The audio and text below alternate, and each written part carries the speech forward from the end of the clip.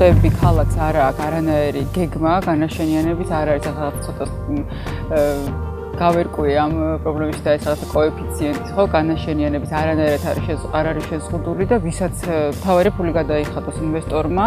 და ეს არის იგი ინვესტორების ის არის, რა ქვია, 64-ია, ყველაზე მეტად, როცა დავდივარ ხოლმე ევროპაში, მიყვარს გამწონებული პარკები, პარკებში სეირნობის, წამოწოლის, რა ვიცი, ესეთი დროის გატარების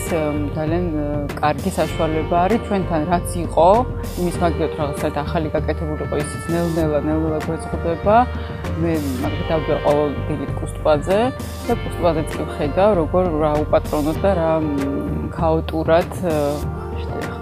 ჩნდება თუ ახალ-ახალი რაღაცა სასასისკეები და რაღაცა პატარ-პატარა ვითომ კაფეები და რესტორნები. ყველაზე მეტად რასაკვირველი მაინც თბილისზე მტკივაგული, იმიტომ რომ ზოგადად თბილისი სილამაზე სიამაყე ხო, ამ ქალაქის არის ძველი თბილისი და რომ იძახიან რომ უნდა